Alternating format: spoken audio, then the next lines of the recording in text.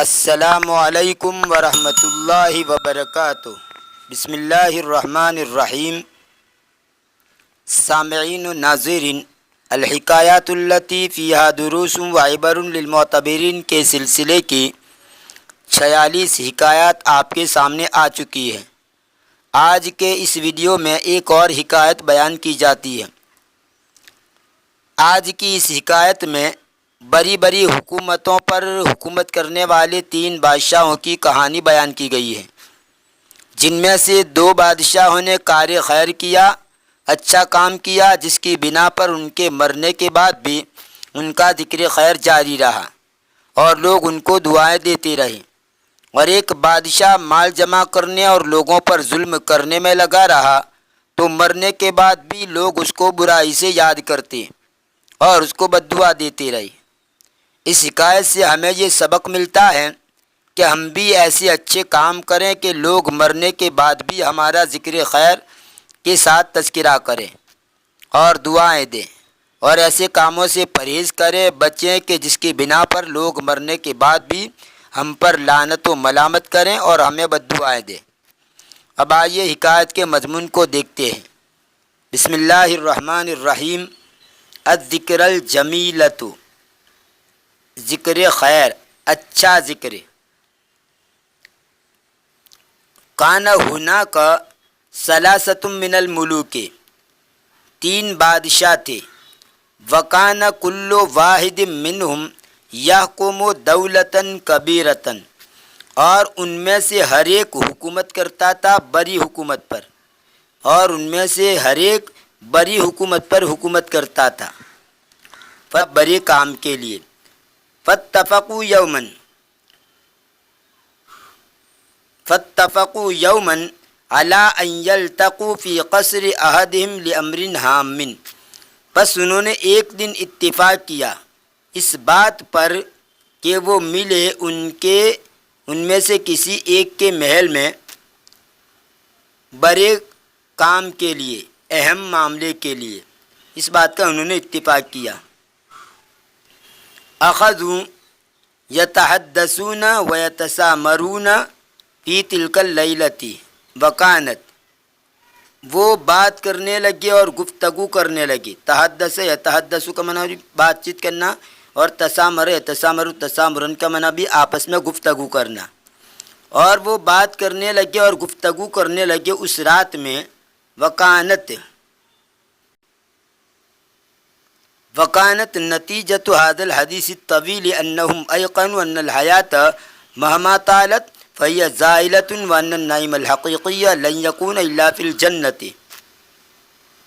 اور اس لمبی گفتگو کا نتیجہ، اور اس لمبی بات یا لمبی گفتگو کا نتیجہ کیا تھا؟ یہ تھا کہ انہوں نے یقین کر لیا کہ زندگی مہما طالت، چاہے کتنی ہی لمبی ہو جائے، کہ زندگی مہما طالت، چاہے کتنی ہی لمبی ہو جائے، فہی زائلۃ، وہ ختم ہونے والی ہے۔ وان النعیم الحقیقی لن یکون الا فی الجنۃ، اور حقیقی عیش و عشرت، نعیم اس کا معنی ہوتا ہے عیش و عشرت، چین و سکون یا آسودہ حالی۔ تو اب یہاں پر ترجمہ کریں گے وَأَنَّ النَّعِيمَ الْحَقِيقِيَّ، اور حقیقی چین و سکون یا حقیقی عیش و عشرت ہرگز نہیں ہوگا مگر جنت میں۔ یعنی دنیا کے اندر آدمی کو کما حق کو چین و سکون نہیں مل سکتا۔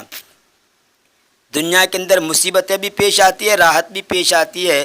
دنیا کا نظام اللہ نے اس طرح قائم کیا ہے۔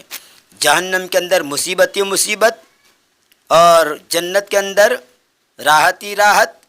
لیکن دنیا کے اندر 2 ملی جلی چیزیں ہیں، یا راحت کا بھی سامنا ہوتا ہے، مصیبت کا بھی سامنا ہوتا ہے۔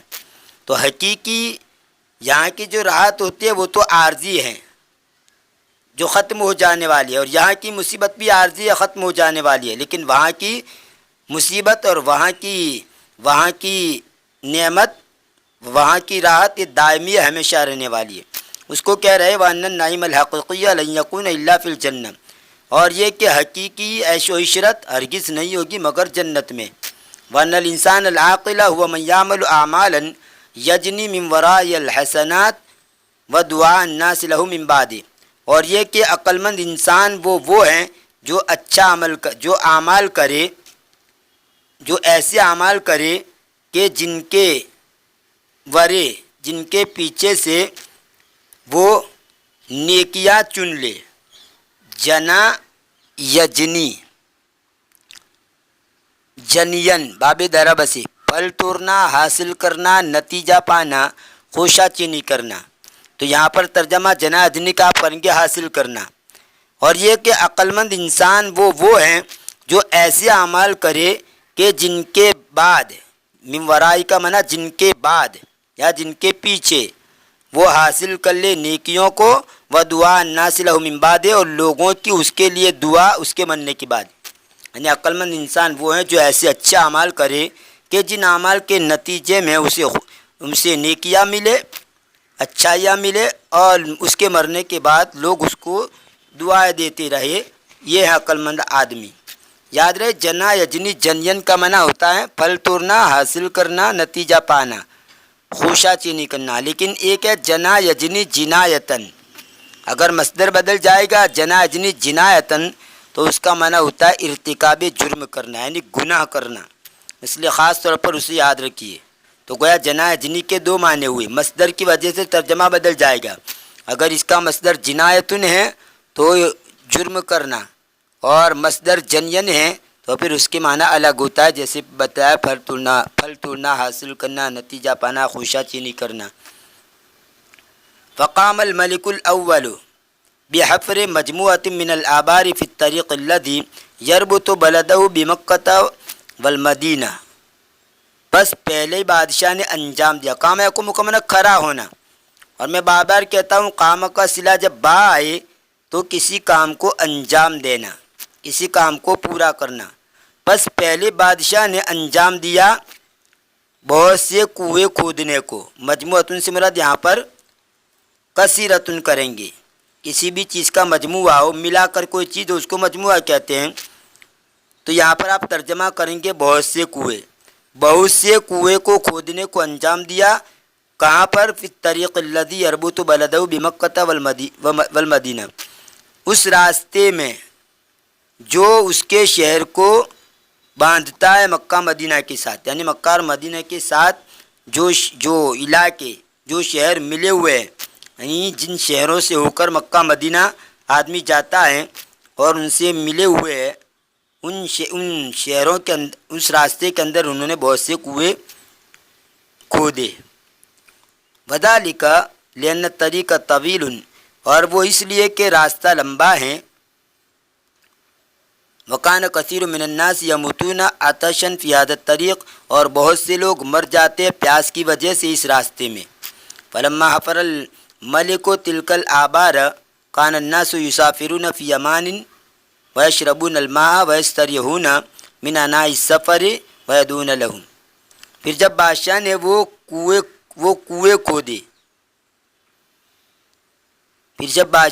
کنویں کھودے، لوگ سفر کرتے تھے امان کے ساتھ، اطمینان کے ساتھ، اور وہ پانی پیتے تھے اور راحت حاصل کرتے تھے سفر کی تھکان سے۔ اناؤن کا معنی تکلیف، تھکان۔ انیا یعنا اناً باب سمیہ سے تھکنا، تکلیف اٹھانا۔ تو یہاں پر اناؤن کا معنی ترجمہ کریں گے تھکن، تکلیف۔ ویستریحون من عناء السفر، اور وہ راحت حاصل کرتے تھے سفر کی تھکان سے، ویدعون لہ، اور وہ اس کے لیے دعائیں کرتے تھے۔ وَهَكَذَا اسْتَطَاعَ الْمَلِكُ الْأَوَّلُ أَنْ يَعْمَلَ عَمَلًا صَالِحًا يَجْنِي مِنْ وَرَائِهِ الْحَسَنَاتِ وَيَفُوزَ بِدُعَاءِ النَّاسِ حَتَّى بَعْدَ مَوْتِهِ۔ اور اس طرح پہلے بادشاہ نے طاقت رکھی، یعنی کر سکا، اور اس طرح پہلا بادشاہ کر سکا کہ وہ ایسا نیک عمل کرے کہ جس کے بعد وہ نیکیاں حاصل کرے اور وہ لوگوں کی دعائیں حاصل کرے، یہاں تک کہ اس کے مرنے کے بعد، یعنی زندگی میں تو ہے ہی لیکن مرنے کے بعد بھی لوگوں کی دعائیں اس کو ملتی رہے۔ ایسا کام یہ پہلے بادشاہ نے کیا۔ وَأَمَّا الْمَلِكُ الثَّانِي فَقَدْ أَمَرَ الْوُزَرَاءَ بِبِنَاءِ بُرْجٍ مُرْتَفِعٍ، اور بہرحال دوسرا بادشاہ تو اس نے وزیروں کو حکم دیا ایک بلند برج کو بنانے کا، وَأَن يَجْعَلُوا عَلَىٰ قِمَّتِهِ سِرَاجًا كَبِيرًا، اور یہ کہ وہ رکھے، یعنی وزیروں کو حکم دیا کہ ایک بہت بلند برج بنایا جائے، اور یہ کہ وہ رکھے اس کی چوٹی پر، قمتن کا معنی چوٹی اوپر کے حصے پر، اور یہ کہ وہ اس کی چوٹی پر ایک بڑا چراغ رکھے، یراہ المسافرون و ابناء السبیل، جس کو مسافر اور ابناء السبیل کا معنی بھی مسافرون اور ابناء السبیل راستے کے بیٹے، ویسے لفظی ترجمہ تو اس کا راستے کے بیٹے، لیکن یہاں اس طرح ترجمہ نہیں کریں گے، اور مسافر کہ مسافر اس کو دیکھے، لیا تو الی القصر، تاکہ وہ محل کی طرف آئے، لیا تو الی القصر فیکون فی ضیافت الملک، تاکہ وہ محل کی طرف آئے، پھر وہ بادشاہ کی مہمانی میں ہو جائے، یعنی اس چراغ کو دیکھ کر بادشاہ کے محل کے پاس آئے اور بادشاہ کی مہمانی کے اندر ہو جائے، مطلب بادشاہ کی مہمانی قبول کر لے، فیکون فی ضیافت الملک، پھر وہ ہو جائے بادشاہ کی مہمانی میں، فیستریح ویاکل ویشرب، پھر وہ آرام حاصل کرے اور کھائے اور پیے، وَأَوْصَى الْمَلِكُ أَوْلَادَهُ بِأَنْ يَسْتَمِرَّ هَذَا الْخَيْرَ بَعْدَ مَوْتِهِ، اور بادشاہ نے اس کی لڑکوں کو بھی، اس کی اولاد کو بھی ہدایت کی تھی، وصیت کر دی تھی کہ یہ خیر جاری، بِأَنْ يَسْتَمِرَّ هَذَا الْخَيْرُ بَعْدَ مَوْتِهِ، کہ یہ خیر جاری رہے اس کے مرنے کے بعد، استمر کو معنی جاری رہنا، یہاں پر آپ پیش پڑھیں گے بِأَنْ يَسْتَمِرَّ هَذَا الْخَيْرُ، کہ یہ خیر جاری رہے اس کے مرنے کے بعد۔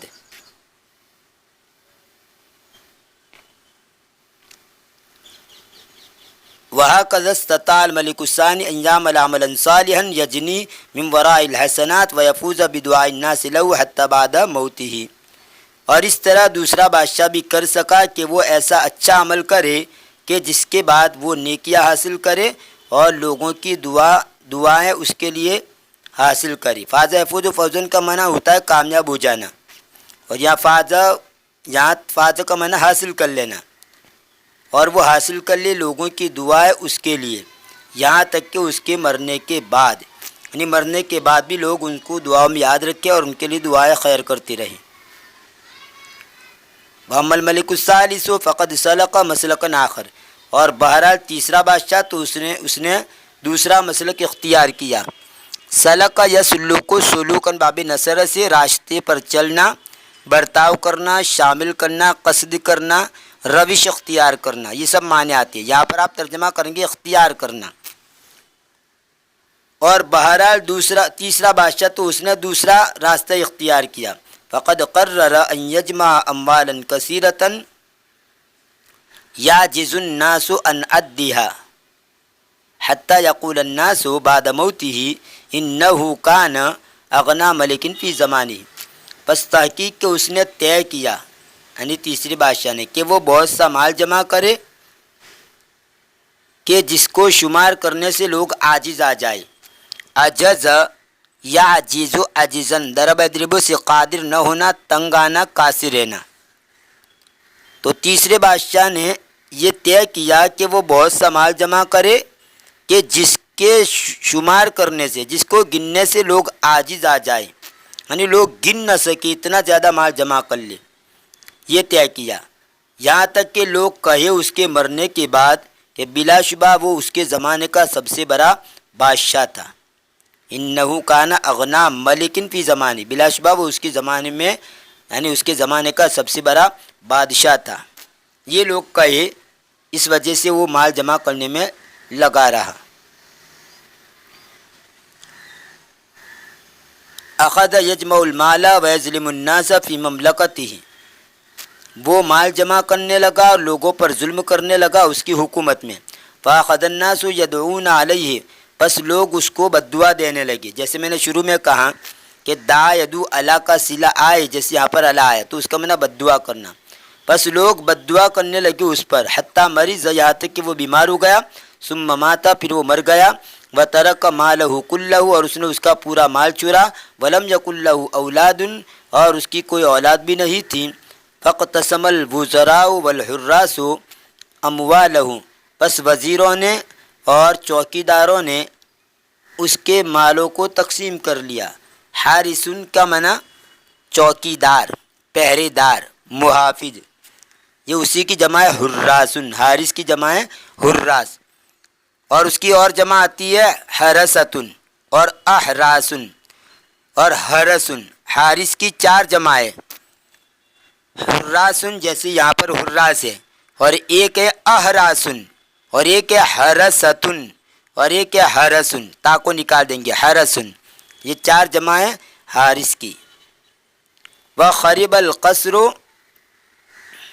من بعدہ حتی سکنت الوحوش، اور محل ویران ہو گیا اس کے بعد یہاں تک کہ جنگلی جانور اس میں رہے۔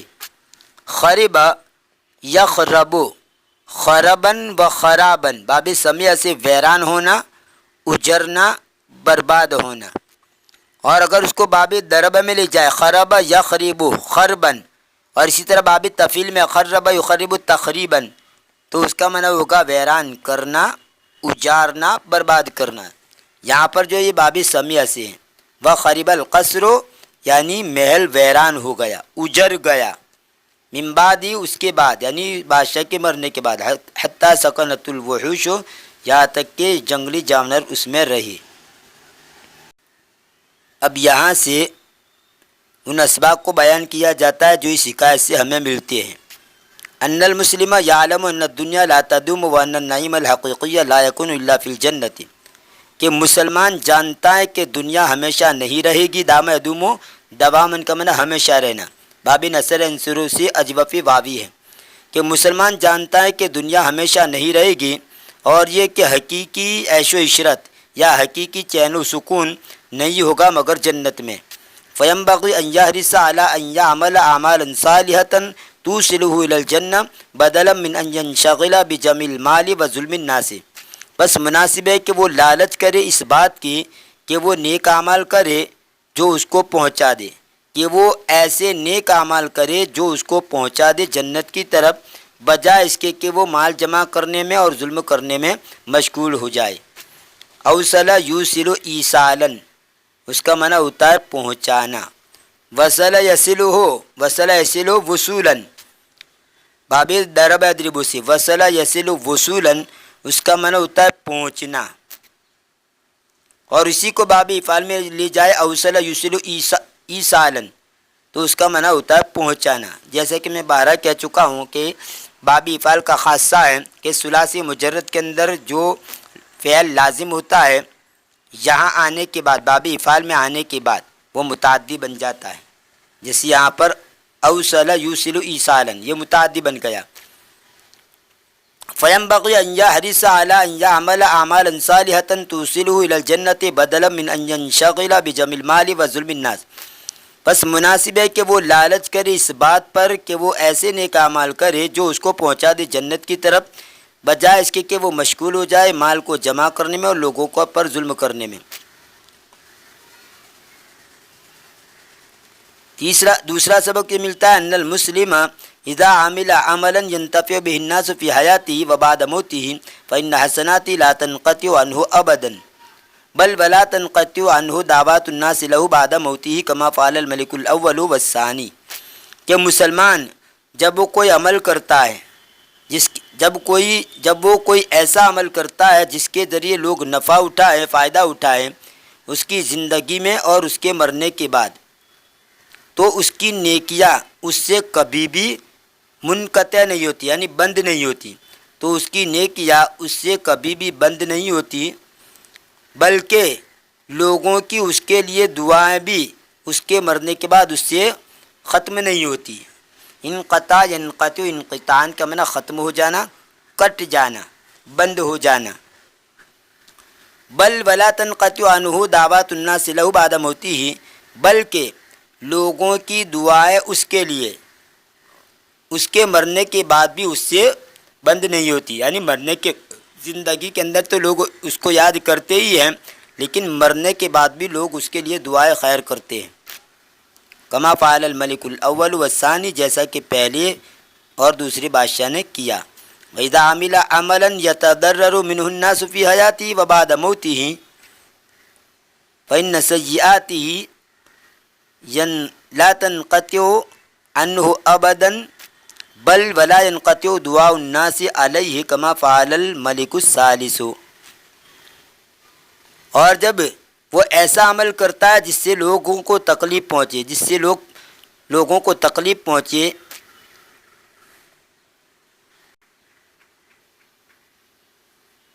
اور جب وہ ایسا عمل کرتا ہے کہ جس سے لوگوں کو نقصان پہنچے اس کی زندگی میں اور اس کے مرنے کے بعد، تو اس کی برائیاں ان سے کبھی بھی منقطع نہیں ہوتی، بلکہ لوگوں کی اس کے اوپر بد دعائیں بھی ختم نہیں ہوتی، جیسا کہ تیسری بادشاہ نے کیا.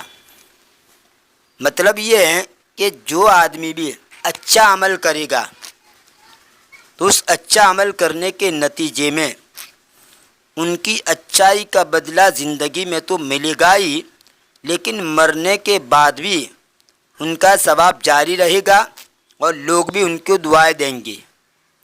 اور جو آدمی کوئی برا طریقہ اختیار کرے گا، کوئی برا عمل کرے گا، تو اس برائی کے نتیجے کے اندر جس کی وجہ سے لوگوں کو تکلیف پہنچے، تو زندگی کے اندر تو لوگ ان کو بد دعا دیں گے ہی، لیکن مرنے کے بعد بھی اس کو اس برائی کا صلہ ملتا رہے گا. یعنی برا کرے گا تو مرنے کے بعد بھی لوگ اس کو بد دعا دیں گے اور ان کی اس برائی کا نتیجہ بری شکل کے اندر قیامت تک جاری رہے گا. ایک حدیث کے اندر آتا ہے کہ جو آدمی کوئی اچھا طریقہ اختیار کرے گا اور اس طریقے کے اوپر دوسرے لوگ چلیں گے، تو جتنے بھی لوگ اس طریقے کو اپنائیں گے ان سب کا ثواب اس کے کھاتے میں بھی جاری رہے گا. اور جو آدمی کوئی بری رسم اختیار کرے گا یا کوئی برا طریقہ اختیار کرے گا اور اس کی وجہ سے دوسرے لوگ اس پر چلیں گے، تو جتنے لوگ اس برائی کے اندر یہ مبتلا ہوں گے ان سب کی جو گناہ ہیں وہ ان کے کھاتے میں بھی جاری رہیں گے، کیونکہ اس نے برا طریقہ اختیار کیا اور اسی کو سامنے رکھ کر ان لوگوں نے اس پر عمل کیا. یہ تھی الحکایات التی فیہا دروس و عبر للمعتبرین کے سلسلے کی حکایت نمبر 47. انشاءاللہ آنے والی ویڈیو میں آپ کے سامنے ایک اور حکایت نمبر 48 پیش کی جائے گی. تب تک کے لیے انتظار کیجیے. دعا میں یاد رکھیے. فی امان اللہ. الی اللقاء.